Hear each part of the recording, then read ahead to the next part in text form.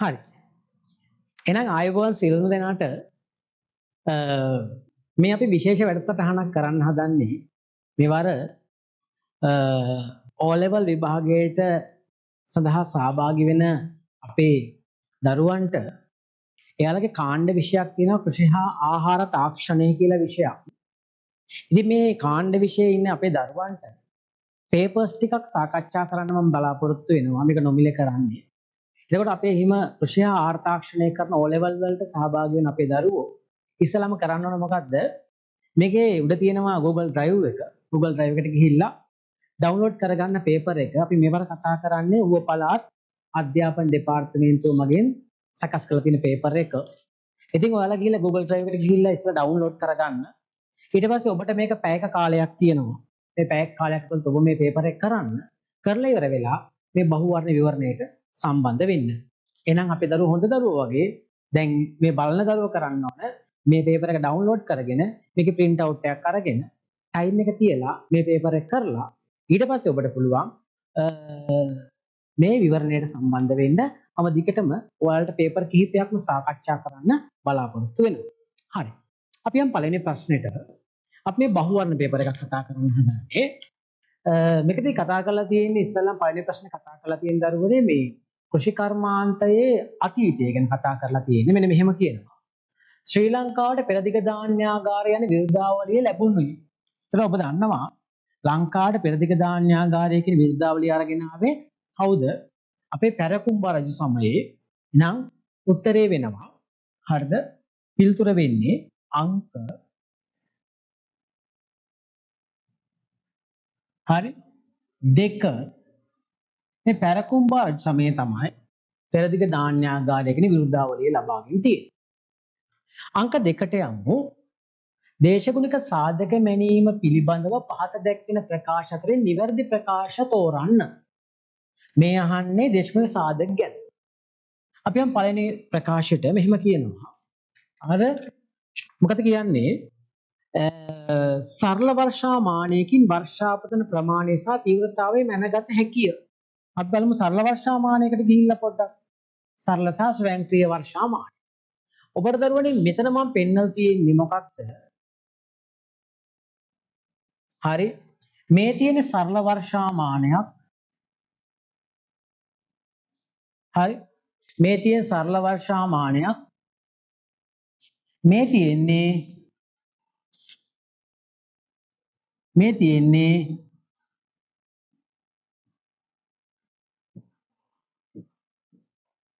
ස්වයංක්‍රීය වර්ෂාමානය. මේ තියෙන සරල වර්ෂාමානය. මේ තියෙන ස්වයංක්‍රීය වර්ෂාමානය. අහනවා පළවෙනි ප්‍රශ්නේ. සරල වර්ෂාමානයකින් වර්ෂාපතන ප්‍රමාණය සහ තීව්‍රතාවය මැනගත හැකියි. මේකේ පුළුවන්ද? බැහැ. මේ ප්‍රකාශය වැරදි. හරිද? එහෙනම් සරල වර්ෂාමානයකින් මේ වැඩේ කරන්න බෑ. හැබැයි මේක ස්වයංක්‍රීය වර්ෂාමානය පුළුවන්. අපි යමුකෝ රූපසටහනට. ස්වයංක්‍රීය වර්ෂාමානය ඔබ දකිනවා මෙන්න මේ ප්‍රස්ථාර කඩදාසියේ මෙන්න මේ වර්ෂාපතන ප්‍රමාණය ප්‍රස්ථාරයක් ආකාරයෙන් සටහන් වෙනවා. එහෙනම් මොකද්ද වෙන්නේ? අපිට ස්වයංක්‍රීය වර්ෂාමානයේදී වර්ෂාපතන ප්‍රමාණය, තීව්‍රතාවය, වර්ෂාපතනයේ ලැබෙන කාල සීමාව කියන අගයන් නැත්තම් ඉදත්ත ගන්න පුළුවන්. එහෙනම් මේ ප්‍රකාශය වැරදි. දෙකට යමු. වායුගෝලීය සාපේක්ෂාර්ථය මන් ලබන්නේ ප්‍රතිශතයක් ලෙසය. මොකද කියන්නේ ප්‍රකාශය? ඔව්. අපි දන්නවා වායුගෝලීය සාපේක්ෂාර්ථය මනින්නේ මොකක්ද? තියෙන උපරිම උෂ්ණත් තියෙන උපරිම සාපේක්ෂ දැන් ජල වාෂ්ප ප්‍රමාණය ආර්ද්‍රතාවයට සාපේක්ෂව දැන් අත්ත වශයෙන්ම සත්‍ය වශයෙන්ම තියෙන ජල වාෂ්ප ප්‍රමාණය ප්‍රතිශතය. 100ට අගේ. ඒක ගන්න අපි ප්‍රතිශතයක් ලෙස තමයි. ඒ ප්‍රකාශය. 100කට යමු. ආලෝක තීව්‍රතාව මන් ලබන්නේ ලක්ස්. ඔව් ලක්ස් කියන අගය භාවිත කරන්න පන්නද ලක්ස් මීටරේ භාවිත කරන්න පුළුවන් ආලෝක තීව්‍රතාවමයින්. එහෙනම් උත්තරේ ඉන්නේ B හා C පමණි. අංක 3. තුන්වෙනි ප්‍රශ්නට යමු. පාංශු ජලය පිළිබඳ සත්‍ය ප්‍රකාශය කුමක්ද? දැන් මේක අපේ දරුවන්ට මම චුට්ටක් මේ පොඩි chart එකක් මේත් එක්කම ගහලා දෙන්නම්. හරි? මේත් එක්ක සම්බන්ධ වෙන දරුවන්ට මම chart එකක් ගහලා දෙන්නම්.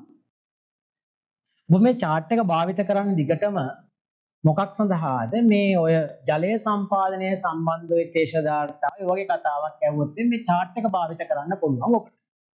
හරි. අපේ chart එක චුට්ටක් දාගමු අපේ දරුවෝ මගෙත් එක්කම විවරණය කරනකොට මේ තියෙන්නේ මේ chart එකේදී මම කතා කරනවා මේ ජල වර්ග තුන මම කතා කරන්නේ. මේ තියෙන්නේ ගුරුත්වාකර්ෂණ ජලය, මේ තියෙන කේශාකර්ෂණ ජලය, මේ තියෙන ජලාකර්ෂණ ජලය. අහන ප්‍රශ්නට අපි යමු. මේ බලන්නකෝ. එතකොට මේ වර්ග තුනම තියෙන අවස්ථාවේ අපි කියනවා ජල ප්‍රශ්නයට අපි නමක් කියනවා සංතෘප්ත අවස්ථාව. සංතෘප්ත ජල ප්‍රශ්නය කියලා කියනවා. ඊට පස්සේ ගුරුත්වාකර්ෂණ ජලය බැහැලා ගියාට පස්සේ මේ දෙක විතරක් අන්තිම අපි කියනවා ශේෂධාරිතාවය.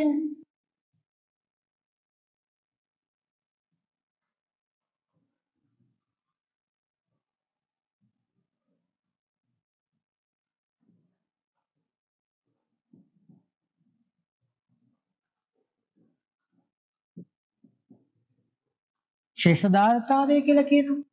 ඊට පස්සේ කේශාකර්ෂණ ජලයෙන් කොටසක් ආවට පස්සේ අපි කියනවා මෙතන තව තටන මැලවීමේ අංකය කියලා. ඔයාලට නම් සමහරට ඒ ගැන ලොකු අදහසක් නැතුව ඇති.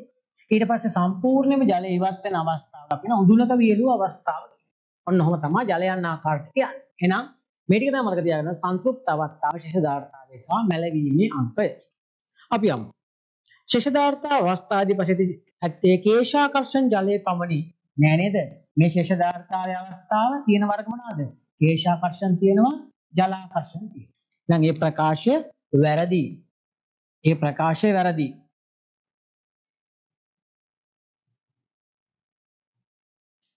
එහෙනම් මේ ප්‍රකාශය වැරදි. යමු ඊළඟට. ස්ථීර මැලවීමේ අංකයටපත් වී ඇති පසක ඇත්තේ ගුරුත්වාකර්ෂණ ජලයේ පමණි. මොකද කියන්නේ? මේ ස්ථීර මැලවීම මේ තියෙන ස්ථීර මැලවීම. එහෙනම් ස්ථීර මැලවීම තියෙනකොට ගුරුත්වාකර්ෂණ ජලයේ විතරයි දුවෙන්නේ. අයියෝ නෑ වැරදි. මොනවද තියෙන්නේ? ජලාකර්ෂණ ජලයේ තියෙනවා, කේශාකර්ෂණ ජලයෙන් කොටසක් තියෙනවා. මේ ජලාකර්ෂණ ජලයේද කේශාකර්ෂණ ජලයෙන් කොටසක් තියෙනවා. එහෙනම් ඒ ප්‍රකාශයත් වැරදි. එහෙනම් ඔබ මේක විවරණය කරන ගමන් මතක තියාගන්න මෙන්න මේ ස්ථීර මැලවීමේ අංකයට තියෙද්දී මොකද්ද? ජලාකර්ෂක ජලය සහ කේශාකර්ෂක ජලයෙන් කොටසයි අන්තර්ගත වෙන්නේ. හරිද? ඊළඟට යමු. ගුරුත්වාකර්ෂණ නිසා පසෙන් ඉවත් වෙන ජලය ජලාකර්ෂණ ජලයයි නෑ. එයාට අපි කියන්නේ ගුරුත්වාකර්ෂණ ජලය කියලා. මෙයාට අපි කියන්නේ ගුරුත්වාකර්ෂණ ජලය කියලා. එකත් වැරදි. හතරෙන්ට යමුකෝ. කේශාකර්ෂණ ජලයේ ශාකවලට අපි දන්නවා ශාකවලට උරා ගන්න පුළුවන්, ලබා ගන්න පුළුවන් මෙන්න මේ ජල ටික. මෙයාට අපි කියනවා මෙයා තමයි ලබා ගන්න පුළුවන්. එයාට අපි නමක් කියන මොකද දරුවනේ? කේශාකර්ෂණ ජලයෙන් කොටසක්. එහෙනම් උත්තරේ පිළිතුර අංක 7. එහෙනම් අපි යමු මේකේ පිළිතුරට. මේකේ පිළිතුර අංක 7. ඊට බලන්න එක්තරා භූමියක භෝගවගා කර ඇති රටාව රූපසටහනේ දැක්වීමය. ඔබට හිතෙන්නේ මොකද්ද? මේක මිශ්‍ර භෝග වගාවක් වෙන්න බෑන් දරුවනේ. නේද? මිශ්‍ර භෝග වගාවක් වෙන්න බෑයි. මේක තියෙන්නේ ප්‍රධාන භෝග දෙකක් තියෙනවා. පේලි අතර අනිකුත් භෝග වගා කරලා තියෙනවා. ඊට පස්සේ අපිට කඩින් කඩ භෝග වගාවකුත් නිකන් හරි වගේ උත්තරයට යන්න පුළුවන්.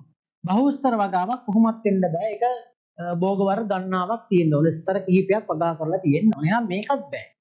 එහෙනම් උත්තරේ එක්ක අතුරු භෝග වගාව නැත්නම් කඩින් කඩ වග. හැබැයි මේක අපිට බලපු ගමන් තේරෙනවා මේක උත්තරේ ඉන්නේ මේක අතුරු භෝග වගාවක් විය. එහෙනම් උත්තරේ ඉන්නේ වඩාත් නිවැරදි පිළිතුර.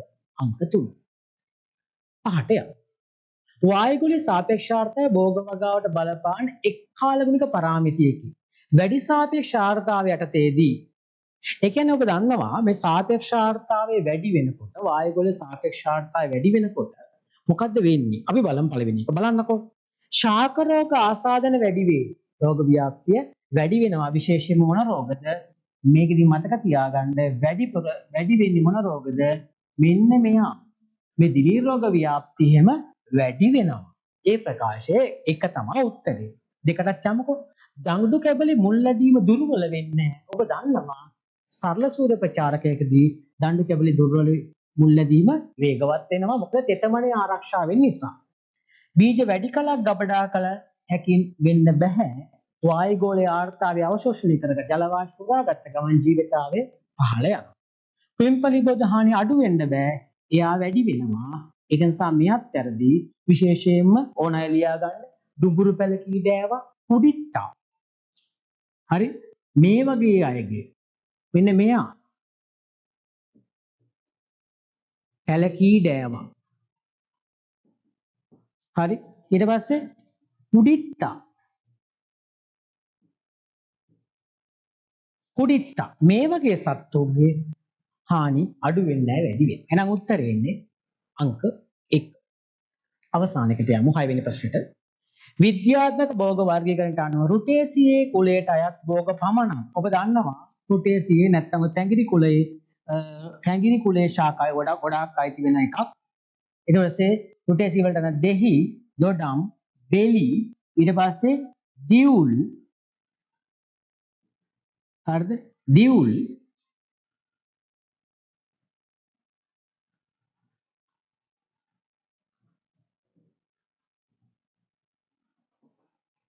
දියුල්. හරි. මෙන්න මෙයාලා ඇති වෙන්නේ රුටේසිය කුලයට. එහෙනම් උත්තරය වෙන්නේ අංක 2. ඔන්න අපි බහුවර්ණ 6ක් කතා කරලා ඉවරයි. අපි යමු 7 වෙනි බහුවර්ණ. හරි. අපි යමු 7 වෙනි බහුවර්ණයට නේද? විම්සකසේ උපකරණ කිහිපයක් පහක් දැක්වේ 7-8 ප්‍රශ්න සඳහා පිළිතුරු මේ ඇසුරින් සපයන්න කියලා තියෙනවා. උපකරණ ටික බලමුද දරුවනේ නේද? ඔව්නේ. මෙන්න උපකරණ ටික බලන්නකෝ.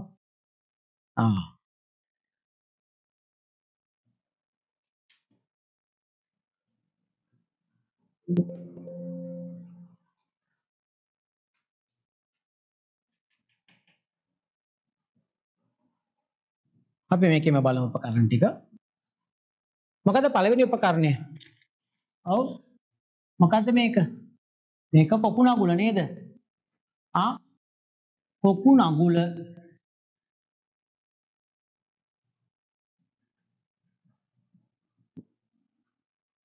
මේක මොකද්ද? ඔව්.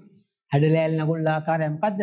ජපනීස් රිවර්සිබල් ප්ලව් නැත්නම් ජපන් පරිවර්තන නගුල.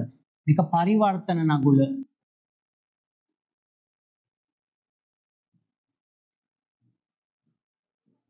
නේද? මේක රිජරය. රිජරය. ඉහත උපකරණ අතරේ යන්ත්‍ර බලයෙන් ක්‍රියා කරන අන්න පොයින්ට් එක. මේ වැදගත් වෙනවා. ප්‍රාථමික බිම් සැකසීමේ උපකරණ වලට අයිති වෙන්නේ පස පෙරළන උපකරණ වෙන්නේ B පමණි අංක 2. කෙලින් මේ පොයින්ට් හයිලයිට් කරගන්න. මේ පොයින්ට් ඉරි ගහ ගහ කියවන්න බවවන්න තේරෙනවා. ඔය පොයින්ට් එක තමයි උත්තරේ. අටට යමු. ද්විතීයික බිම් සැකසීම සඳහා භාවිත කරන උපකරණ පමණක් අඩංගු පිළිතුර. ද්විතීයික බිම් සැකසීමට මෙයා ප්‍රාථමිකනේ බිම්. මෙයා ද්විතීයික. හැබැයි යා සමහර අවස්ථාවල ප්‍රාථමිකයටත් භාවිත කරනවා. හැබැයි යා කකුණගුල කියන්නේ ද්විතීයික එකක්. රිචරය කියන්නේ ද්විතීයික එකක්. පාති සැකසීමට, ඇලි සහ වැටි සැකසීමට ගන්නවා. එහෙනම් උත්තරේ ඉන්නේ කීයද? A හා C මෙන්න අංක 3 තමයි ද්විතීයික බිම් සැකසීමට භාවිත කරන උපකරණයක් වෙත ගන්න රිචරය. හරි. එහෙනම් අංක 3. යමු ඊළඟ ප්‍රශ්නෙට. පුනුගල් හා ඩොලමයිට් විපරිත වීමෙන් සෑදෙන විපරිත පාෂාණය වනුයේ. හැබැයි හුණුගල් සහ ඩොලමයිට් හුණුගල් වලට අපි කියනවා කැල්සියම් කාබනේට්. නේද? මෙයා කැල්සියම් කාබනේට්. ඩොලමයිට් වල මොනවද තියෙන්නේ? කැල්සියම් කාබනේට්, මැග්නීසියම් කාබනේට් කියන මේ වර්ග දෙකම තියෙනවා. හරිද? ඔන්න ඔය වර්ග දෙකම මෙහෙමත් ලියන හොඳේ කැල්සියම් මැග්නීසියම් CO3 දෙක. කොහොමද ලියන්නේ? හරි? දැන් මෙන්න මේ දෙන්න එකතු වෙලා හදනවා ඔය හදන පාෂාණය තමයි අපි ගන්නවා කිරි ගරුඬ කියන පාෂාණය. හරි? නම් උත්තරේ එනවා මෙතන මොකද්ද? මෙයා. හරි මාබල් කිරි ගරුඬ. ඊට තව ඔය වර්ගයක් තියෙනවා මේ මොකද්ද? නම් මතක නැහැ ඔය මාබල් තව එකක් තියෙනවා. ඒකත් ඔය ඩොලමයිට් සහ උණු ගලකට තවත් වර්ග දෙකක් හදනවා. ඒතර ප්‍රධානම කෙනෙක් කිරිගම්ම කියන ආකාරය හදනවා. උත්තරේ අංක 4 තමයි උත්තරේ එන්නේ. ඊළඟට අපි යමු ඊළඟ එක. මොකක්ද? වැටි සහ කාණු පාත්තිවල සිටින නිර්දේශිත භෝගය තෝරන්න. වැටි සහ කාණු නැත්නම් ඔකට අපි නමක් කියනවා. ඇලි සහ වැටි එහෙමත් ගන්න පුළුවන්. මේ තියෙන්නේ ඔය දන්නා මෙන්න මෙහෙම බිම් සකස් කරලා තියෙනවා. ඔන්න ඔහොම. මේක කරන්නේ රිජරය හරහා. මේවට අපි කියනවා වැටි කියලා. මේවට අපි කියනවා ඇලි කියලා. නේද? එතන මොකද්ද වෙන්නේ? සමහර අවස්ථාවල අපේ මොකද්ද වෙන්නේ? ඔව් බොහෝ වෙලාවට මේ වැටිවල ඔන්නෝම භෝග වගා කරනවා. නේද? ඔන්නෝම වැටිවල භෝග වගා. ඇලි හරහා ජල සම්පාදනය කරන අවස්ථාව. ඔන්න ඔක තමයි ඇලි සහ වැටි ක්‍රමය කියන්නේ. මේ ක්‍රමයට වගා කරන එන්නේ උත්තරේ අංක 4 ෂටකජු ගත්තට පස්සේ එයා විශේෂයෙන්ම ඇලි සහ වැටි ක්‍රමයට වගා කරන භෝග විදියට ගන්න. හරි ෂටකජු. 12ට යමු. පොහොර ජලයේ දිය කර භෝග වලට දී හැකි වඩා කාර්යක්ෂම ජල සම්පාදන ක්‍රමය. ඔව් මේ බලන්නකෝ. මේ පොහොර ජලයේ දිය කරලා ඉවර වෙලා අපිට පුළුවන් පොහොර ජල සම්පයකට අපි කියන්නේ පොහොර ජල සම්පාදනය. මේ වැදගත් නම් ලියා ගන්න. එතකොට මොකද්ද වෙන්නේ? පොහොර ජල සම්පාදනය හරහා මෙන්න මෙහෙම පොහොර ජලයේ දිය කරලා ඊට පස්සේ නල පද්ධතිය හරහා අපිට පුළුවන් කොහෙට එවන්නද? මෙන්න මෙහෙම ශාකයේ මූල පද්ධතියට මේ වන්න. එතකොට මේ තමයි මෙහෙම එවන්න පුළුවන් හොඳම ක්‍රමයක් තමයි බින්දු ජල සම්පාදනය. එතකොට සමහර අවස්ථාවල සමහර අය කියනවා මේක විසිරි ජල සම්පාදනය හරහා පොර ජල සම්පාදනය කරන්න පුළුවන් කියලා. ඒක වැරදි. ඒක වැරදි මතක තියාගන්න. මේක බින්දු ජල සම්පාදනය හරහා තමයි පොහොර ජල සම්පාදනය කරන්නේ. එහෙනම් මේකේ උත්තරේ ඉන්නේ මේකේ පිළිතුර එන්නේ දරුවනේ කීයද? අංක 3 බින්දු ජල සම්පාදනය. මෙතන විසිරි කියලා තිබ්බනම් ගන්න බෑ. ඒක වෙන්නේ මොකද්ද? බින්දු ජල සම්පාදනය. හරි. එහෙනම් අපිට තව එක ප්‍රශ්නයක් මගේ හරිනවා නේද? sorry. 10 වෙනි ප්‍රශ්නේ අපිට කතා කරන්න බැරි වුණා. පසට යොදන පොහොර සේදීයා නොදී රැකගනිමින් අවශ්‍ය විටක පාංචු ද්‍රාවණයට අයන මුදා හැරීම උපකාරී වන රසායනික ලක්ෂණය වෙනුයි. ඒ කියන්නේ මොකද්ද මේ කියන්නේ? මේ කියන්නේ මේ තියෙන්නේ මෙහෙම තියෙන පස්සංශු වල මේ තියෙන පස්සංශුනේ මේ පස්සංශු අතර තියෙනවා පාංශු අවකාශ. නේද? එතකොට මේ තියෙන අවකාශ. අවකාශවල තියෙන ආයන. හරි. මං හිතන්නම් නිකන් පෝෂකයක් ගමු. පොටෑසියම් අයන ගන්න. මේවා ජලයත් සමග ශරණය වෙලා ඉවත් වෙන්න පුළුවන් පස්සේ. ඉවත් වෙන්න යා නොදී අංශු වටේ රඳවා තබා ගන්න. මෙන්න මෙහෙම. ඕන වෙලාවට ආයි පාංචු ද්‍රාවණයට දීලා ඒ හරහා ශාකයට දෙනවා. ඕන වෙලාවට පස්සංශු වටේ රඳව තබා ගන්නවා. ඊට පස්සේ සාමාන්‍ය වෙලාවට ගහට ඕනනම් දෙනවා. මේ වැඩේ කරන්න හේතු වන සාධකය අහනවා. 10 වෙනි ප්‍රශ්නේ මට චුට්ටක් මගේ හැරුණා එක. උත්තරේ ඉන්නේ මේකට හේතු වන සාධකය තමයි මොකද්ද? ඔව් කැටායන හුවමාරු ධාරිතාවය. මෙන්න මේක නිසා තමයි මොකද්ද වෙන්නේ? පොහොර රඳවා තබාගෙන නැවත ශේෂ්ඨයට මුදා හරින්න. නැත්නම් ශාකයට අවශ්‍ය විදිහට මුදා හරින්න. එහෙනම් මේක මේ වැඩේ තමයි කැටායන හුවමාරු ඇති කරන්නේ කවුරු හරහාද? පාංශු කලිල හරහා. ඔබ ඒවත් දන්නව ඇති. අමතකයන් තියෙන නෝට් එක බලන්න. හරි. එහෙනම් ඔන්න අපි කතා කරා ප්‍රශ්න 12. අපි යමු 13 වෙනි ප්‍රශ්නයට. හරි. අපි යමුකෝ 13 වෙනි ප්‍රශ්නය නේද? එළවලු තවාන් පාත්‍ය සඳහා නිර්දේශිත එකට එක අනුපාතයට සාදනු ලබන තවාන් මිශ්‍රණයේ අඩංගු කළ යුතු සංඝටක වනුයේ. අපි දන්නවා සාමාන්‍යයෙන් ඔය තවාන් මිශ්‍රණ වලට ප්‍රධාන වශයෙන් අපි ගන්නවා ඔය එකට එක අනුපාතයට ගන්නවා. හරිද? සාමාන්‍ය මේ සඳහා භාවිත කරන්නේ මතු පිටපස් එකට කොම්පෝස්ට් එක අනුපාතය. එය සාමාන්‍ය අපි කියන්නේ එකට එක අනුපාතය කියලා කියන්නේ මෙතනදී අපි භාවිත කරනවා. හරි. මෙන්න මෙයා මත පිටපස් පරිමා මේකට කනපත කියන්නේ පරිමාව ස්කන්ධ අනුපාත. ගොඩක් වෙලාවට භාජනයකින් එකක් දැම්මොත් මේ සමානම බලෙන් තවත් එකක් දානවා කොම්පෝස් මත පිට එකට එක අනුපාත. හොඳයි. ඒ උත්තරේ නේ අංක 1. 14ට යමු. ආම්ලික පසක් භෝග වගාව සඳහා සුදුසු තත්ත්වයට පත් කිරීමට යෙදිය යුත්තේ. අපිට මෙතනද ආම්ලික මෙන්න මෙතනදී උත්තර කිහිපයක් තියෙනවා. එතකොට අපිට ඔබ දන්නවා මෙතන කාබනික ද්‍රව්‍ය සාමාන්‍යයෙන් ආම්ලික තත්ත්වය සඳහා භාවිත කරන්නේ නැහැ. භාවිත කරන්න ලොකු ප්‍රමාණයක් කරන්න බෑ. කාබනික ද්‍රව්‍ය ගන්න ව්‍යුහය දියුණු කිරීම වගේ දේවල් සඳහා. ඊට පස්සේ ගෙන්දගම් නැත්නම් සල්ෆර් ප්‍රධාන වශයෙන් භාවිත කරන්නේ නැහැ. අපි පසට යොදන්නේ නැහැ ගොඩක් වෙලාවට. ජිප්සම් අපි යොදනවා ශාරීයතාවය ඉවත් කරන්න. ඒ වගේම කැල්සියම් කාබනේට් ඔන්න මේ ජිප්සම් යොදන්නේ මෙයා ශාරීයතාවය ඉවත් කරන්න. හැබැයි මෙයා තමයි මොනවාද ආම්ලිකතාවය සඳහා භාවිත කරන්නේ කැල්සියම් කාබනේට්. ඊට අමතරව තවත් භාවිත කරන ද්‍රව්‍යයන් කිහිපයක් තියෙනවා. මොනවාද? ඕනෑ ලියා ගන්න. කැල්සියම් කාබනේට්, තව යොදා ගන්නවා කැල්සියම් ඔක්සයිඩ්, ඊට පස්සේ තව යොදා ගන්නවා කැල්සියම් හයිඩ්‍රොක්සයිඩ්, ඒ වගේම යොදා ගන්නවා ඩොලමයිඩ්.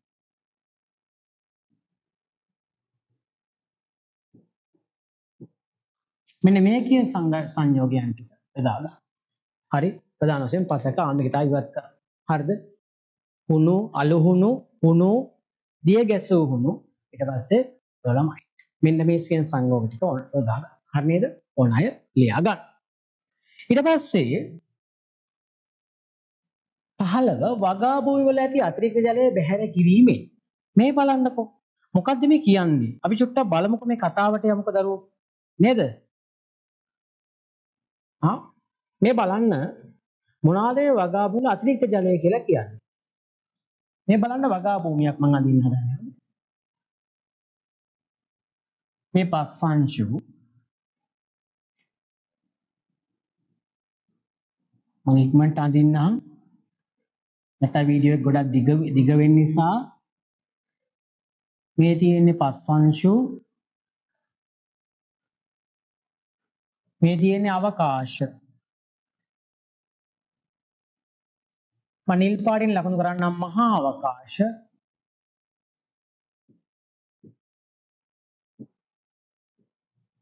ඊට පස්සේ මම වෙන කලයකින් නැත්නම් වෙන පාටකින් ලකුණු කරන්න, අලු පාටින් ලකුණු කරන්න ශුද්ධ අවකාශ.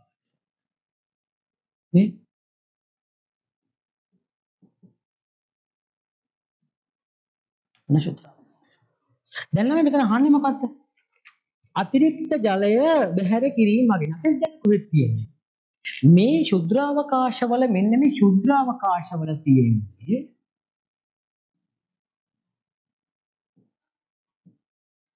රඳා පවතින ජලය. එහෙනම් පසේ රඳා පවතින ජලය. ඒක තමයි ශාක වලට උරා ගන්න භාවිත කරන්නේ. හැබැයි මේ මහා අවකාශවල සාපේක්ෂව හොඳ පසක තියෙනවනේ වාතය. වාතය තමයි තියෙන්නේ.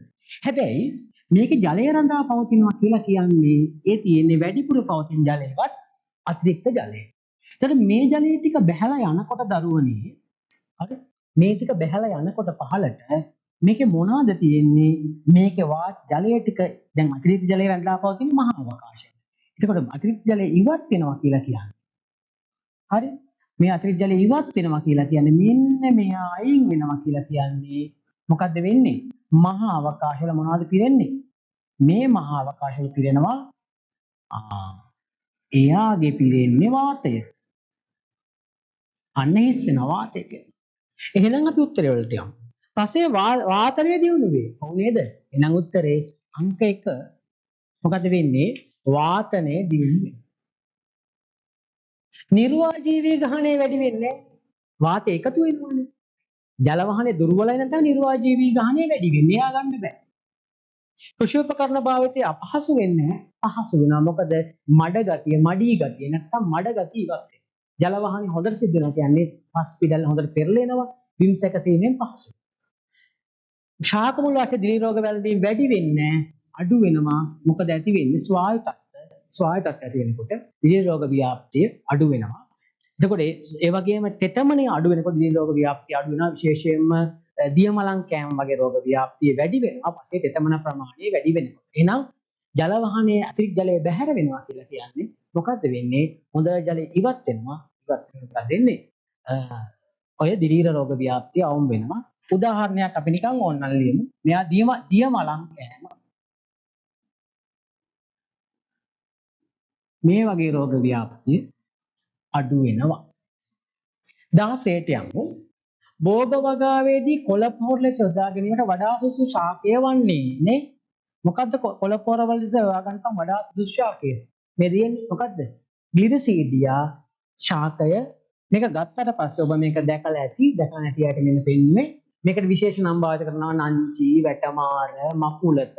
හැබැයි නියම වචනේ ග්ලිරිසීඩියා. කොට ඒක භාවිත කරන්න ඔයාලා. මේක ගත්තට පස්සේ අපි බලමු. මේක ගත්තට පස්සේ මේක තමයි රනිල ශාකයක්. මෙයා තමයි වඩාත් හොඳ කොළ පොහොර නිපදවන්නේ. මොකද නයිට්‍රජන් ප්‍රමාණය එහෙම වැඩි වෙනවා. 17කට යමු. ශ්‍රී ලංකාවේදී අභිජනනය කර වගා කිරීම සඳහා හඳුන්වා දුන් පළමු දෙමුහුන් වී ප්‍රභේදය වන්නේ. මේක මේ පොතේ වරද්දලා තිනවා මම බැලුවා ඒක. ඒතර පළමු දෙමුහුන් වී ප්‍රභේදයක් සහ ලංකාවේ තියෙන ප්‍රධාන ඔක වරද්දලා තියෙන්නේ. මෙන්න මේක තමයි ලංකාවේ පළමු දෙමුහුන් ප්‍රභේදය. හරි? sorry. කොනයි ලියා ගන්න BG 94 මේක තමයි ලංකාවේ පළමු දෙමුහුන් වී ප්‍රභේදය හදපු. එතකොට මේකෙදී එහෙනම් දෙමුහුන් කියලා කතාවට යන්න බෑ. මේක දැන් ප්‍රශ්නේ වරද්දලා තියෙන්නේ. පළමු එක BG 94යි එක. හැබැයි ලංකාවේ හැදුවා high yielding variety එකක්. ඒ නැත්නම් අස්වැන්න වැඩි variety එකක්. ඒ කියන්නේ අලුතෙන් හැදුවේ නෑ ඒක අලුතෙන් වරණය කරලා තමයි හොයාගත්තේ. ඒක ප්‍රධාන වශයෙන්. අස්වැන්න වැඩි quality නැත්නම් අස්වැන්න වැඩි ප්‍රභේදයක් හඳුනාගත්තා. ඒක තමයි මෙන්න මේ H4 කියන්නේ. එතකොට මම තියාගන්න මෙතන ප්‍රශ්නේ පොඩි වරද්දක් තියෙනවා. අභිජනනය කර වගා නිසා හඳුන්වන පළමු වී ප්‍රභේදය වන්නේ හරි එක BG 94යි එක. හැබැයි දෙමුහුන් නොවන ප්‍රභේදයේ පළමු ප්‍රභේදය තමයි මේ හඳුන්වාගත්ත ප්‍රභේදය තමයි H4. ඒතර උත්තරේ එන්නේ අංක 1. යමු 18ට. තවාන් පාත්‍යක බීජ සංස්ථාපනය කිරීමේදී කුඩා බීජ සිටීම සඳහා අවශ්‍ය ඇලියක ගැඹුර හා පේලි දෙකක් අතර පරතරයේ පිළිවෙලින් දැක්වෙන පිළිතුර වනුයේ. මේ තියෙන්නේ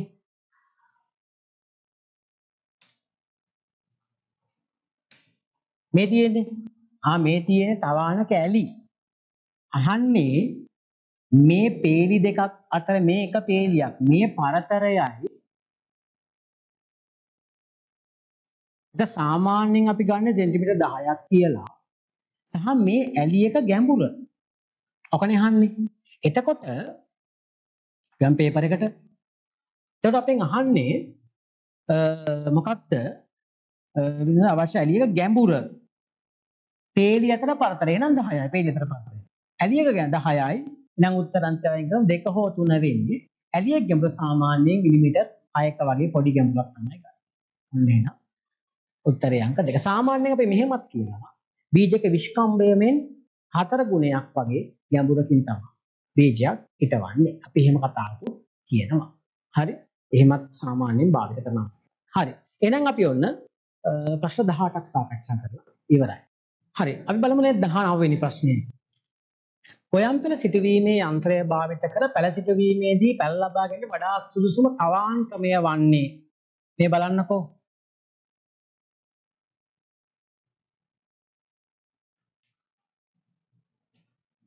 මේ තියෙන පැළ සිටුවීමේ යන්ත්‍රය.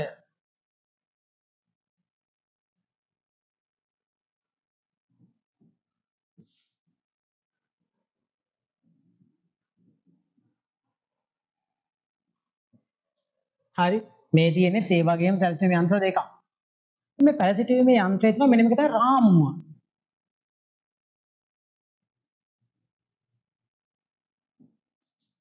ඔය රාමුව ගත්තට පස්සේ මේ රාමුවේ තමයි අපි පැළ තියන්නේ. ඒකට මේ පැළ තියන්න අපි භාවිත කරනවා. මෙන්න මේ තවාන් ක්‍රමය. මෙයාට අපි නමක් කියනවා මොකක්ද? මෙයාට අපි කියන ඩැපොක් තවාන් කියලා.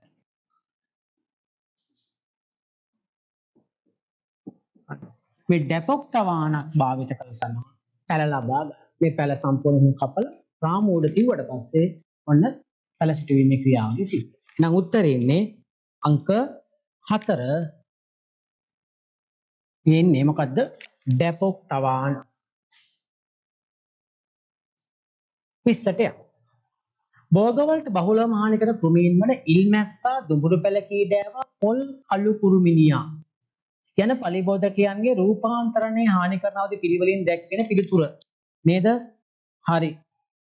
මේ බලන්න. කවුද මේ? මෙයා තමයි ඉල්මැස්සා. මෙයා දුඹුරු පැල කීඩෑවා. මෙයා පොල් කළු කුරුමිනියා. ඔමන යන්නේ. මෙයා කොහොමද හානි කරන්නේ? මෙයා ගිහිල්ලා පළ විදලා බිත්තර දානවා, කීටය ඇවිල්ලා හානි කරනවා. මෙයාගේ ශිෂුව හානි කරනවා, සුහුබුලා ගොයම් ශාක වලින් යුෂුරා. මෙයාගේ සුහුබුලා ගිහිල්ලා මොකද වෙන්නේ? පොල් ගොබේ පත්‍ර කනවා. එහෙනම් කවුද? කීටයා, ශිෂුවා, සුහුබුලා. අපි යමු උත්තර වලට. දැන් උත්තර එනවා කීයද? පිළිතුර අංක 3 කීටයා, ශිෂුවා, සුහුබුලා. now 21ට යමු. ආහාර ලේබලයක වැදගත්කම් වෙන්නේ. දැන් අපි ලේබලයක් බලන්නේ ආහාර පිළිබඳව පාරිභෝගිකයා දැනුවත් කරන්න ඕනේද? ගාන තියෙන්නේ ඒකේ නිල, නිෂ්පාදිත දිනය, කල්ලිකුත් වීමේ දින, ඊට පස්සේ කාණ්ඩ අංක, ඊට පස්සේ බර ඒවා ගන්න මේකෙන් දැනුවත් කරන්නේ මේක. පරිභෝජන නුසුදුසු ආහාර වෙන් කර දැක්වීම. ඒක පොඩි අවුලක් තියෙනවා. දැන් පරිභෝජනයේ සුදුසු නුසුදුසු ආහාර ලේබල් එක දිහා බලලා වෙන් කරන්න පුළුවන්ද? හරිද? හැබැයි සාමාන්‍ය O level මට්ටමට නම් එහෙම වෙන් කරන්න බෑ. හැබැයි අලුතෙන් තාක්ෂණික ලේබල් ක්‍රමවේද ඇසුරුම් විශේෂයෙන්ම ඇසුරුම් ලේබල් එක අසුරුම් හඳුන්වා දීලා තියෙනවා. ආහාර පරිභෝජනයේ වෙනස් ආහාර නරක වෙනකොට ලේබල් එකේ වර්ණය ඇසුරුමේ වර්ණය වෙනස් වෙන ඒවා තියෙනවා. හැබැයි ඔයාලට අදාළව අපි කතා කරමු. ඔයාලට පරිභෝජනයේ සුදුසු ආහාර වෙන් කර දක්වන්න බෑ ලේබල් එක. ඒක වෙන් කිරීම කරගන්න නම් කල්ලිකුත් වීමේ දිනේ බලලා පුළුවන්. හැබැයි අපිට ලේබල් එකේ අනුව වෙන් කර දක්වන්න බෑ. කල්ලිකුත් වර හඳුනා ගන්න ඕ ඒක පුළුවන්. ඒක කරන්නේ මොකෙන්ද? ඒක කරන්නේ අපි ලේබල් එක කල්ලිකුත් වීමේ දිනේ අරන්. එහෙනම් උත්තරේ එන්නේ අංක 4 A හස් 22. ආහාර නරක වීම සඳහා බලපාන රසායනික සාධකයක් වුණේ. ඔව්. මොකද රසායනික සාධකයක් වෙන්නේ? ඔව්. රසායනික සාධකයක් කියලා කියන්නේ රසායනික ක්‍රියාවලියක්. එහෙනම් මෙතන ඔක්කොම මේ ජෛවීය ක්‍රියා මෙන්න රසායනික ක්‍රියා එන්සයිම් කියන්නේ රසායනික ක්‍රියාවලියක්. උත්තරේ අංක 4. 23. එළවලු පළතුරු වලට ඇන්ත්‍රැක්නෝස් රෝගයේ වැළඳීම හේතු වන රෝගකාරක දිලීරය වන්නේ මොකද්ද? මේකද්ද? ඇන්ත්‍රැක්නෝස් හදන්නේ කොලෙක්ට්‍රොට්‍රිකම් කියන කොලෙක්ට්‍රොට්‍රිකම්. ඔව්. ඉංග්‍රීසි වලින් ඕනනම් මම ලියන්න.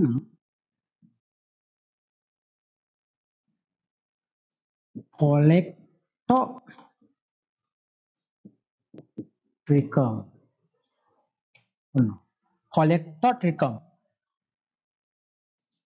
මෙන්න මෙයා තමයි රෝගකාරකයා මේ ඇන්ත්‍රැක්නෝස් හදන්න. මේක ගොඩාක් මෙයාගේ ප්‍රභේද ඇන්ත්‍රැක්නෝස් හදන එක දිලීර ආකාරයක්. මේක ගොඩක් තියෙනවා ප්‍රභේද 7ක් 8ක් විතර තියෙනවා. මේ කොලෙක්ට්‍රොට්‍රිකම් කියන්නේ එක කාණ්ඩයක් තමයි. හරි එන උත්තරේ අංක 7. බණ්ඩක්කා පත්‍රවිචිත රෝගය පාලනය කිරීමට යොදාගත හැකි පාලන ක්‍රමයක් නම. පත්‍රවිචිත රෝගය හදන්නේ දරුවනේ මේ බලන්නකෝ. අපි උත්තරයට යමුකෝ. රූපසරහනට යමුකෝ මේ තියෙන බණ්ඩක්කා පත්‍රවිචිත්‍රය. මේක හදන්නේ කවුරු හරහාද? මේක හදන්නේ වෛරස්. මේක හදන්නේ වෛරස් එකක්. නේද? පත්‍රවිචිත්‍ර වෛරස් එක හදන්නේ. නේද? මොසයික්. දැන් බලන්න මෙන්න මෙහෙම හැදුවට පස්සේ මේක වෛරස් එකක්. මේ වෛරස් එක හැදුවට පස්සේ මේ වෛරස් එක ගහකින් ගහ මේක පාලනය කරන්න ලේසි නෑ. පලිබෝධනාශක භාවිත කරලා පාලනය කරන්න බෑ. ක්‍රම දෙකයි ප්‍රධාන වශයෙන් තියෙන. එකක් තමයි අපිට පුළුවන් ගහ හැදිච්ච ගහ කපලා විනාශ කරන්න ඕනේ. තෙලින්ම කපලා පුලිස්සලා දාන්න ඕනේ. හොඳම ක්‍රමය පුළුස්සා දැමීම. දෙවෙනි ක්‍රමය තමයි හොඳම සහ ලේසිම ක්‍රමය මේ වෛරස් එක ගහකින් ගහට අරන් යන්නේ යුෂ උරාවන කෘමියෙක් වාහකයෙක්. එහෙනම් අපිට පුළුවන් එකක් තමයි ශාකයේ පුළුස්සා දාන්න පුළුවන්. දෙවෙනි එක අපිට පුළුවන් වාහකයා විනාශ කරන්න අරන් යන එක. අපි ඩෙන්ගු වලදී කරන්නේ. ඩෙන්ගු මදුරුවා විනාශ කරාම රෝග ව්‍යාප්තිය නතර වෙනවා. ඒ වගේ අපිට පුළුවන් එක්ක ශාක විනාශ කරන්න පුළුවන්. ක්‍රම දෙක මගේ තියන්න. ඔක පේපර් වල අහනවා. ශාක පුළුස්සා දාන්න.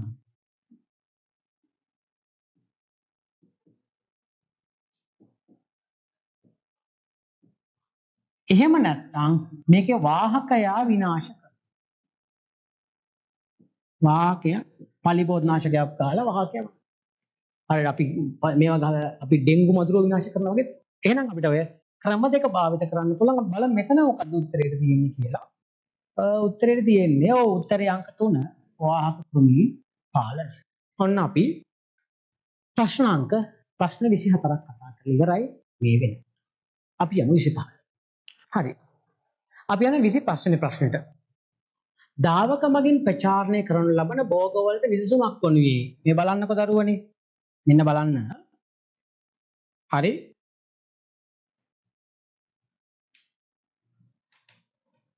මේ තියෙන්නේ ශාක ප්‍රචාරණ ක්‍රමවේදයක් න දාවක. මේ දාවක මගින් ප්‍රචාරණය තමයි මේ තියෙන්නේ. ඔබ දන්නවා දාවක ගත්තට පස්සේ මේ දාවක මගින් ප්‍රචාරණ ක්‍රියාවලිය ගත්තට පස්සේ මේක ප්‍රධාන වශයෙන් වෙන භෝගයක් තමයි අපි දන්නවා මොනවද? මේ තියෙන්නේ ස්ට්‍රෝබෙරි වල දාවක මගින් ප්‍රචාරණය අවස්ථාව. ඊට අමතරව අපි දන්නවා අපේ ගෙදර නිතරම දකින්න පුළුවන් වර්ගයක් තමයි ගොටු කොළ. එහෙනම් පිළිතුර එන්නේ හරි පිළිතුර එනවා මොකද්ද? ස්ට්‍රෝබෙරි සහ ගොටු උත්තරේ අංක 2. 26 පාලිත තත්ත්වයට පාලිත තත්ත්ව කියන්නේ පාලනය කරපු තත්ත්ව භෝග වගාවේදී යොදා ගැනීම తాවකාලික ආරක්ෂිත වගා ව්‍යුහයකට විදසුණක් වන්නේ. එහෙනම් අපි බලමු පොලිතීන් නුම අර්ධ ස්ථීර බෑ සූර්යපත් දැල් ගෘහ අර්ධ ස්ථීර වීදුරු ගෘහ ස්ථීර ඊට පස්සේ සූර්ය ප්‍රචාරක ව්‍යුහ මෙහා තාවකාලික. එහෙනම් උත්තරය අංක 3 තමයි ගන්න වෙන්නේ. 27ට යමු. යම් භූමියක පස ජලය පෝෂක ජෛව විවිධත්වය ආරක්ෂා වන මේ සියල්ලම පස ජලය පෝෂක ආරක්ෂා සංරක්ෂණය කරන සංරක්ෂණය කරමින් සිදු කරන පරිසරහිතකාමී ගොවිතැන් ක්‍රමය බලපු ගමන් උත්තරේ දෙනවා. මොකද්ද? සංරක්ෂණය ආරක්ෂා කරමින් සිදු කරන ගොවිතැන් ක්‍රමය සංරක්ෂිත ගොවිතැන්. උත්තරේ අංක 2ට තමයි යන්න වෙන්නේ. 28ට යමු. මොකද්ද? පැලුම් රිකිලි බද්ධ කිරීම සිදු කිරීම අතර අනුජය පොලිතීන් කවරයකින් ආවරණය කරනු ලබයි. මේ බලන්නකෝ. මේ තියෙන්නේ පැලුම් රිකිලි බද්ධ. මේ තියෙන්නේ. ඔය පැලුම් රිකිලි බද්ධය කරලා අපිට මෙන්න මේ රූප සටහන මෙන්න මේකේ පේනවා. මෙන්න මෙහෙම මේ ඉහළ කොටස අනුජය පොලිතීන් බෑගයකින් ආවරණය කරනවා. ඇයි ඔහොම ආවරණය කරන්නේ මේ පොලිතීන් බෑගයකින් අනුජය? හරි. ඔබට හිතෙන්නේ මොකක්ද හේතුව? හරි. මේ ආවරණය කිරීම හරහා දරුවනේ ජලය වාෂ්ප වීම අඩු වෙනවා. ඒ කියන්නේ වියලීමෙන් ආරක්ෂා වෙනවා. එහෙනම් උත්තරේ එන්නේ හරිද? ඔව් ජලය උස්වේදනය වීම අවම වෙලා වියලීමෙන් ආරක්ෂා වෙන්න. තෙතමනේ අනිවාර්යයෙන්ම තියෙන්න ඕන. ඔව් ජලය උස්වේදනය වීම අවම වීම වැළැක්වීමට. ඒ හරහා තෙතමනේ ආරක්ෂා. උත්තරේ අංක 2. එතකොට පලිබෝධ ඇතුළු වීම වැළැක්වීම අරමුණක් වෙන්නේ නැහැ. ඒ සඳහා තමයි අපි වෙලීම කරන්නේ හොඳින්. ජලය ඇතුළු වීම වැළැක්වීම සඳහා තමයි බද්ධ සංදිය වෙලන්නේ. ඊට සුලගින් වන හානි වළක්ව ගන්න අපිට මේ හරහා ඕනනම් ආධාරකයක් සපයන්න පුළුවන්. නැත්නම් ගෘහයක් තුල තියන්න පුළුවන්. අද දැල් ගෘහයක්, ලීපටි ගෘහයක් වගේ ඇතුලේ තියන්න. එහෙනම් ප්‍රධාන මේක අංක 2. 29ට යමු. පසුවස්වන තාක්ෂණයේ ප්‍රධාන අරමුණ අහනවා. මොකද්ද? ප්‍රධාන අරමුණ තමයි පසුවස්වන තාක්ෂණය කියන්නේ මොකද්ද? අස්වන් නෙලීමෙන් පසුව අස්වැන්නේ වෙන ප්‍රමාණාත්මක ගුණාත්මක හානි. ප්‍රමාණාත්මක කියන්නේ ප්‍රමාණයේ වශයෙන් විනාශ වෙන්න පුළුවන්. නරක් වෙලා යන ප්‍රමාණාත්මක හානිය. රස අඩු වෙන්න පුළුවන්. පෝෂක විනාශ වෙන්න පුළුවන්. ඒවට කියන ගුණාත්මක හානිය. මේකදී අපි කතා කරනවා ප්‍රමාණාත්මක හා ගුණාත්මක හානි ගත්තට පස්සේ මේක පහළ වැටීමට අපි කියනවා පසුබස්වන හානිය කියලා. එහෙනම් පසුබස්වන තාක්ෂණීය අරමුණ තමයි මේ හානිය අවම කිරීම.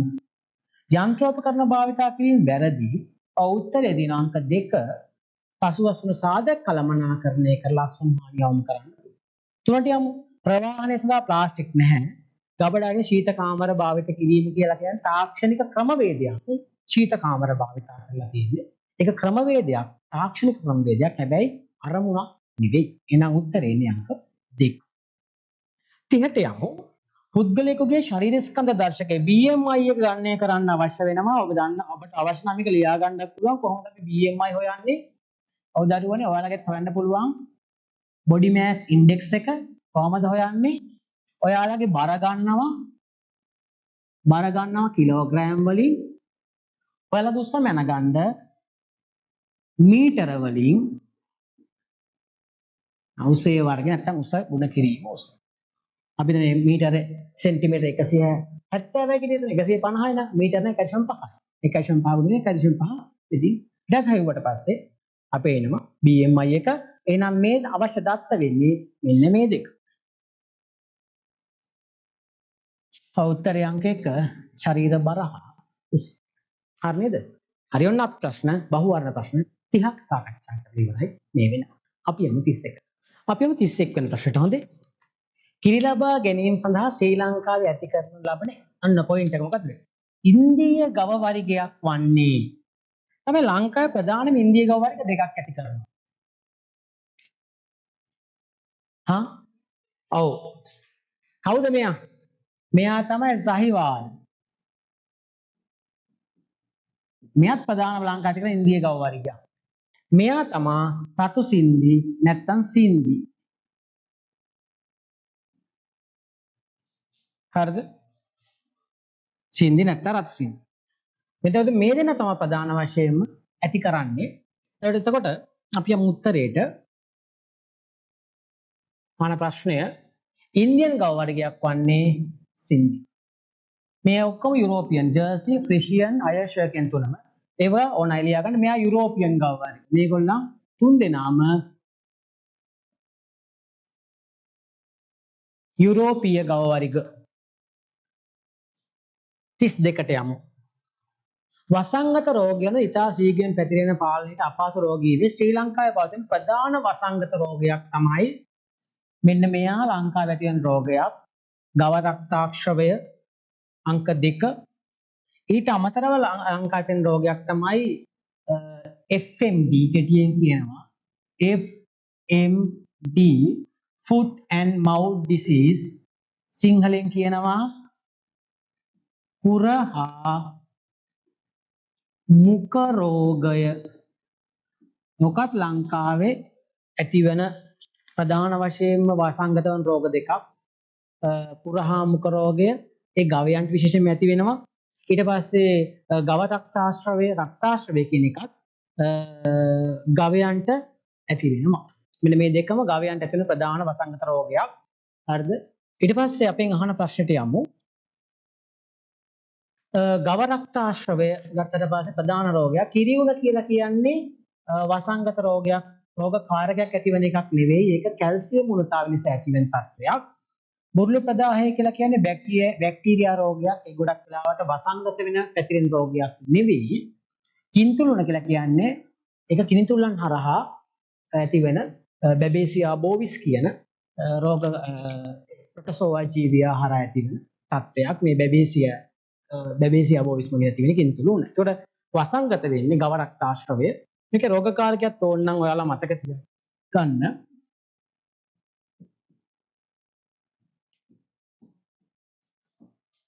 ටැස්චුරෙල්ලා මුල්ටොසිඩා කියන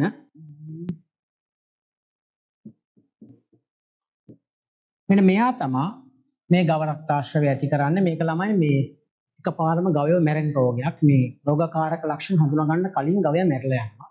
අපි කියන්නේ ඔකට මේ සඩන් ඩෙත් එකක්. ඒ කියන්නේ ක්ෂණික මරණයක් ඇති වෙන රෝගයක් තමයි ගව රක්තාශ්‍රවය කියලා කියන්නේ.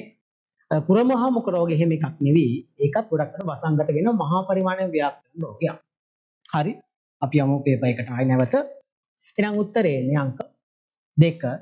ගව දෙනෙක්ගේ මද චක්‍රය දින 28යිද අයියෝ නෑ අපේ මෙයාලගේ 21යි.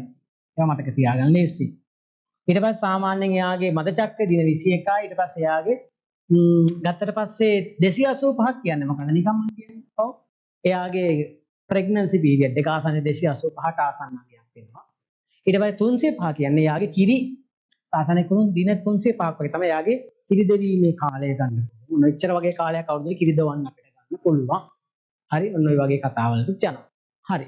දැන් උත්තරේ එන්නේ අංක 1. 34 සතුන්ට ලබා දෙන ආහාර අඩංගු වී පෝෂක අතේ සතුන්ගේ වර්ධනය සහ පටක අලුත් වැඩියා කිරීම සඳහා පටක වර්ධනය කරන්න නම් වැදගත් වෙනවා බලපු ගමන් දන්නවා ප්‍රෝටීන්. මේ කතා කරන්න දෙයක් නෑ. පටක හදන්න නම් වැදගත් වෙන්නේ ප්‍රෝටීන්. අංක 2 උත්තරේ 34ට. 35ට යමු. පහත සඳහන් ප්‍රකාශ අතරින් නිවැරදි ප්‍රකාශය තෝරන්න. පැස්ටරී කෘත කිරි සම්පූර්ණයෙන් ශුද්ධ ජීවීන්ගෙන් තොර නෑ. පැස්ටරීකරණයේදී කරන්නේ මොකද්ද? යම් උෂ්ණත්වයකට රත් කරලා අහිතකර සුද්ධ ජීවී ගහණය අඩු කරනවා මිසක් සම්පූර්ණයෙන් විනාශ කරන්නේ නැහැ. අඩු කිරීමක් කරන්නේ විනාශ කරන්නේ නැහැ. වැරදි. යමු ඊළඟ දෙකට දෙවෙනි එක. පැස්ටරීකృత කිරි දින 7ක් 10ක් කාමර උෂ්ණත්වයේ තියන්න බැහැ දරුවනේ. ඒක තියන්න අනිවාර්යයෙන්ම ශීතකරණයක් තුල. එහෙම නැත්තම් නරක වෙනවා. මොකද ශුද්ධ ජීවීන්ගේ බීජාණු වගේ අය මේවා තියෙනවා. ශිද්‍රජීවීන්ගේ බීජාණු වගේ දේවල් තියෙනවා මේකේ. සම්පූර්ණ විනාශ වෙන්නේ නැහැනේ. එයාලා වර්ධනය වෙලා නරක වෙන්න පුළුවන් නිසා කාම උෂ්ණත්වයේ තියන්න බෑ. ජීවාණු වර්ධනය කිරීම සහ එහි අඩංගු සියලුසුදු ජීවීන්ම බීජාණු විනාශ වේ. ඔව් ඒකයි. හතරට යමු. ජීවාණු වර්ධනයේදී කිරි අධික උෂ්ණත්වයකට භාජනය කර ශනිකව සිල් කර අඩු උෂ්ණත්වයක ගබඩා කරන්න ඕනේ නැහැ. ජීවාණු වර්ධනය කරාට පස්සේ අධික උෂ්ණත්වයට ලක් කරනවා මේක හරියි. සිසිල් ෂණිකව සිසිල් කිරීමක් කරන්න පුළුවන්. හරි. සිසිල් කරන්න නැත්නම් ෂණිකව සිසිල් කිරීමක් කරන්න අවශ්‍යම් වෙන්නේ නැහැ. අඩු අධිකුෂ්ණය රත් කරලා සිසිල් කරලා ඉවරලා මේ එක ඇසුරුම්කරණය කරනවා. ගබඩා කරන්න පුළුවන්. හැබැයි අඩු උෂ්ණත්වයක ගබඩා කිරීම අවශ්‍ය වෙන්නේ නැහැ. නම් මේ ප්‍රකාශය වැරදි.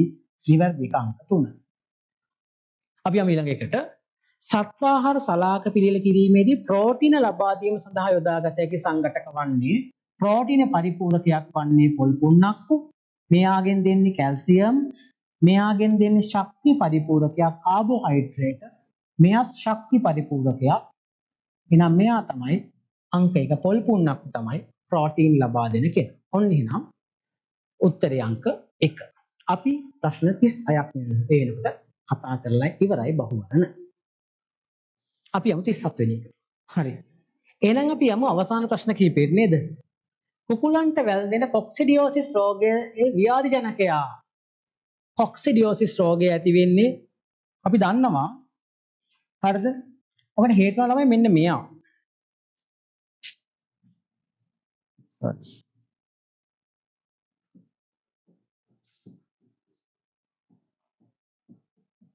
කවුද? අයිමේරියා. ඔය වර්ගින අයිමේරියා ටෙනිල්ලා ඔන්නෝම වර්ග ගණනාවක් ඉන්නවා. ඒතකොට මේවා කවුද? හරිද? මේ අයිමේරියා කියන රෝගකාරකයක් තමයි ඇති කරන්නේ. අපි උත්තරයට යමු. හරිද? මෙයා මොන ජීවියෙක්ද? මෙයා ප්‍රොටසෝවා. හරි? මෙයා ප්‍රොටසෝවා. අයිමේරියා. ඔයාලට මේක අඳුර ගන්න මේ චොකලට් පාට මල පාට. නිකන් හරියට චොකලට් වතුර වගේ තමයි. රුධිරයත් එක්ක තමයි මල පහ ඉවත්. එහෙනම් උත්තරේ එන්නේ අංක 2. නේද? 38.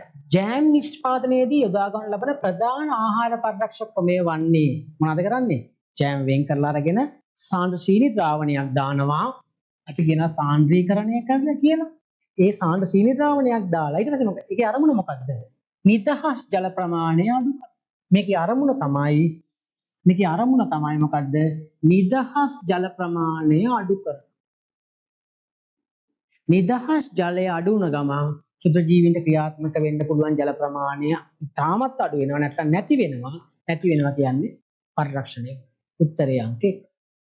39ට යමු. සාමාන්‍ය දැනීමත් එක්ක යන ප්‍රශ්නයක්.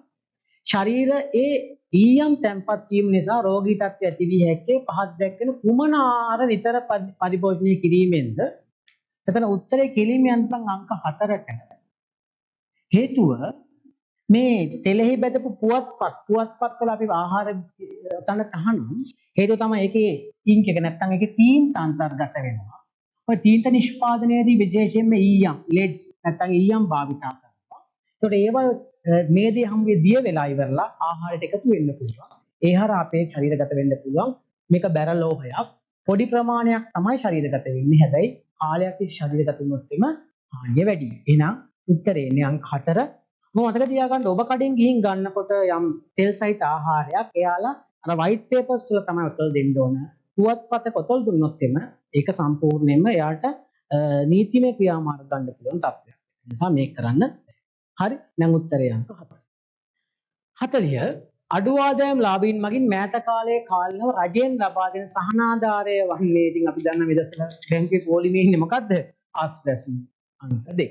සාමාන්‍ය දෙනීම. හරි. ඔන්න අපි කතා කරා එහෙනම් ඌව පළාත් කෘෂි ආහාර තාක්ෂණයේ කෘෂි හා ආහාර තාක්ෂණයේ බහුවර්ණ පේපර් එක අපි මේකට කතා කරලා ඉවරයි. මේක ඔයාලා බලන්න ඔයාලා කීයක් හරිද කියලා මේ ටයිම් එකට කරලා ඉවරලා යාළුවන්ට ෂෙයා කරන්න. ඊට පස්සේ ඔයාලා දැනුම ගන්න ඔබ මේකේ කමෙන්ට් කරන්න අන්තිමට. ඔබට ඉදිරියේදී අවශ්‍ය වෙනවා නම් මගේ YouTube channel එක කරා ඔබට අවශ්‍ය වෙන papers ඔබට මොන වගේ paper එකක්ද ගන්න මොන වගේ දෙයක්ද ඕනේ කියලා මට පොඩ්ඩක් කමෙන්ට් කරන්න. මම ඔබට ඒවා නොමිලේ ලබා දෙනවා. එහෙනම් අපි දරුවනේ නැවත ඉදිරි කාලයේදී නැවත අවස්ථාවක් හම්බෙමු. එහෙනම් සියලු දෙනාටම බොහොම ස්තුතියි. O level විභාගය හොඳින් ජය ගන්න මගෙනුත් උපකාරයක් ලැබුණා කියලා මම හිතනවා. එහෙනම් සියලු දෙනාටම ආයුබෝවන්.